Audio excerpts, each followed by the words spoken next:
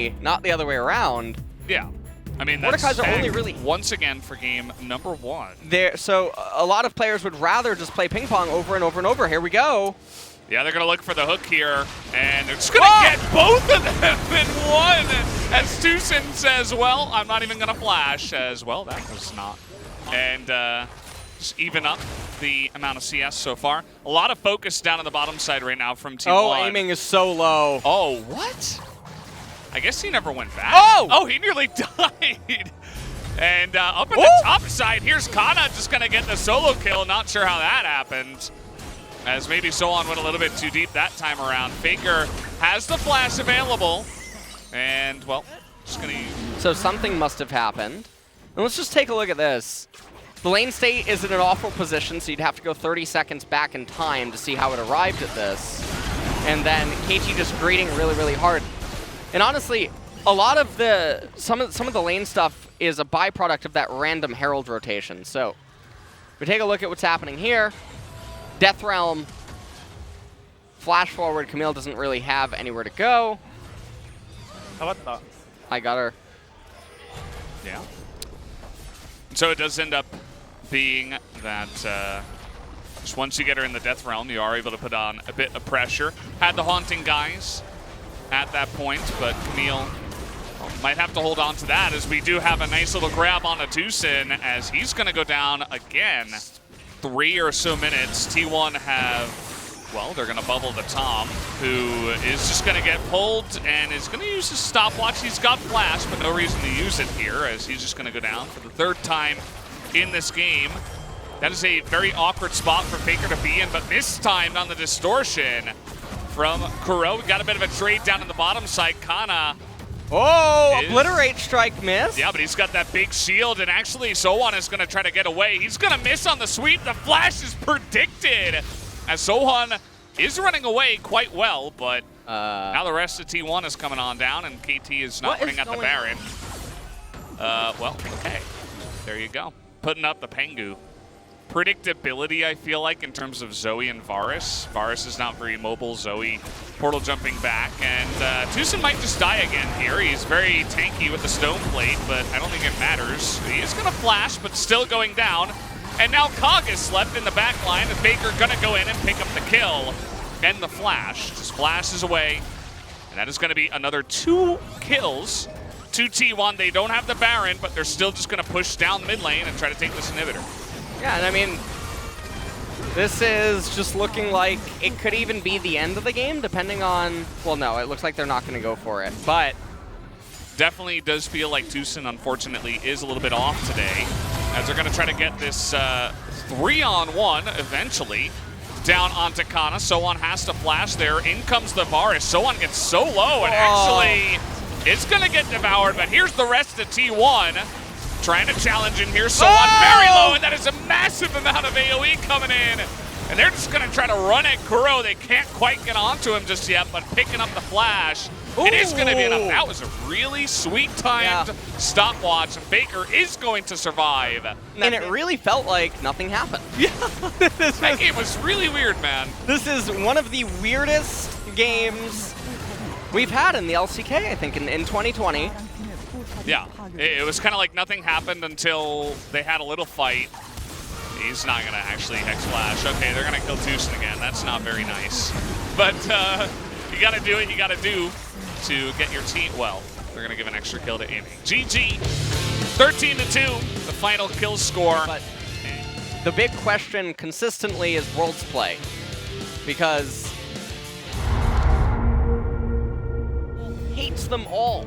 He does not want to be friends with any of them. They got to get ahead, and they got to get ahead early for Faker.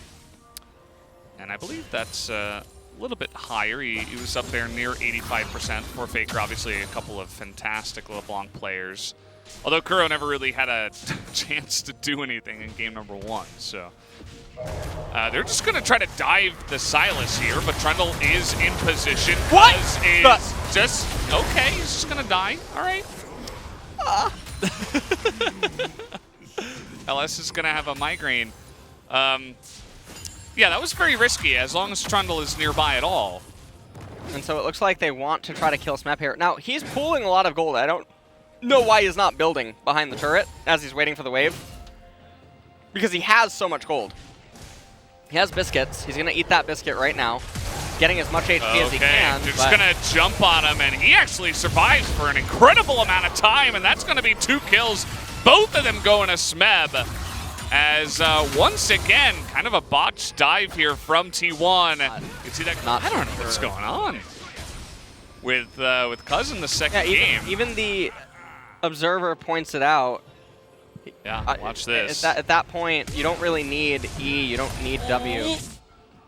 That was close. Yeah. Shove one more wave and then still recall, and everything should be fine. Well, this is kind of reaching. They're going to try to get on top of the Silas here, and Effort is going to flash and barely survive. Did take eventually 4 of them to come on in.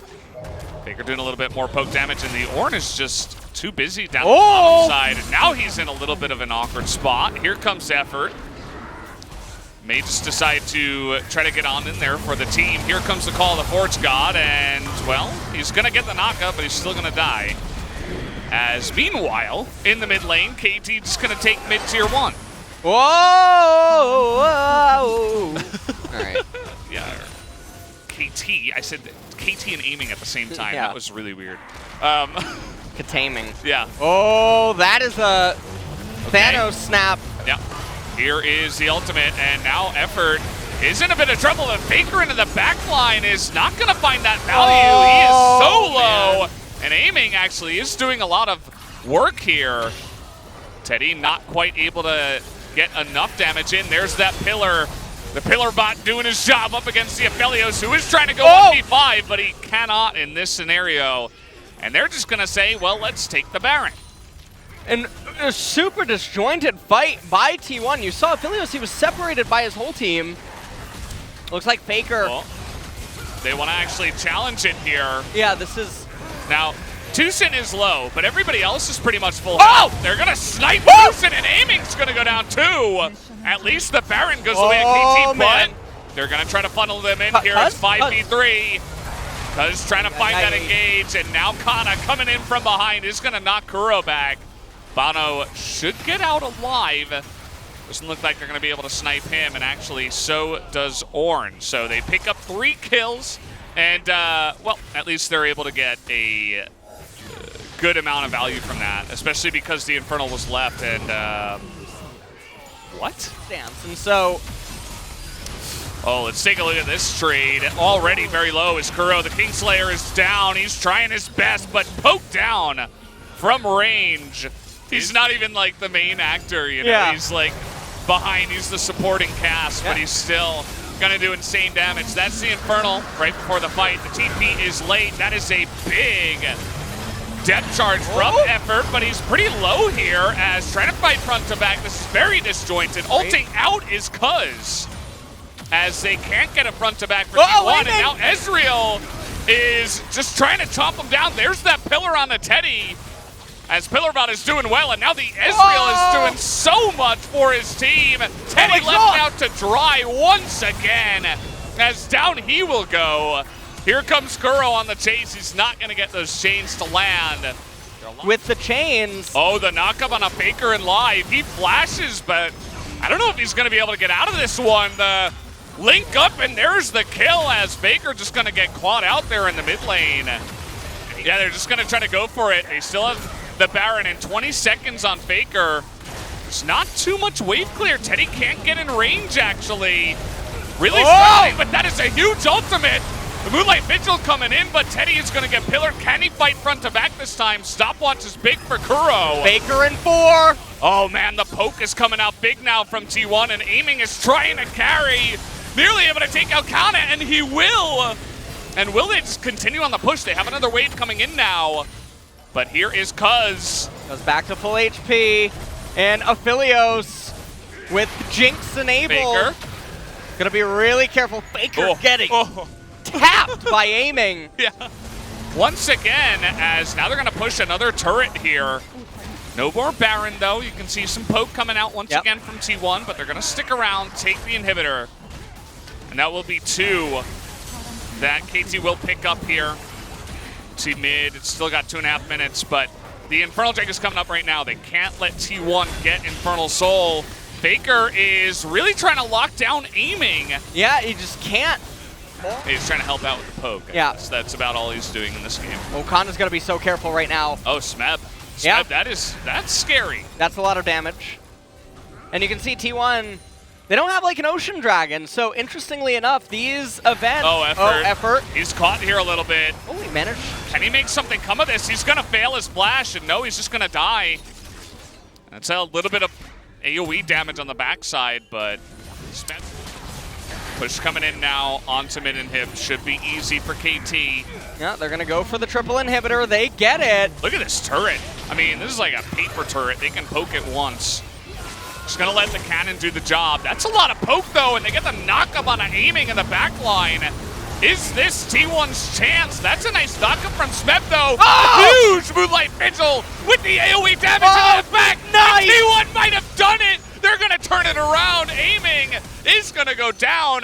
Kuro and Bono somehow getting away, and Tucson is going to buy a little bit of time, but now it's 5-on-3 as T1 are just trying to push down mid. And it was pretty bad for T1 before, but now it's going to be more than fine enough for their champions.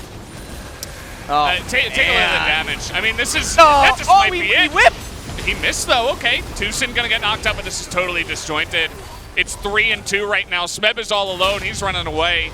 You know, this is times where Bard would be so cool with magical journeys, like running. Oh man! Oh. Wait, what was that? He missed. Okay, he got the flash out of Kuro, Oh, but now Cuz. That is a really big stopwatch, but can they do anything from it? The flash is not enough. That is a big knock-up on a Teddy, but everybody's bunched up for the Aphelios to just auto them in their face as aiming is desperate to get value. He's going to survive, but the Death Dance is going to get him in the back, and I think T1 have done it. Just like that, Cuz ends up being the sacrifice, and that should be the end of the game. And that is going to be it. KT, they tried to overcome everything. They had several points to actually win this game. Yeah. But in the end, it's not going to be enough. And T1, they're going to walk away. Yeah, that's it. GG. As the victory comes in, look at T1. Put me out of it. That's kind of the way it felt, you know. That's a big damage bar from the Jace.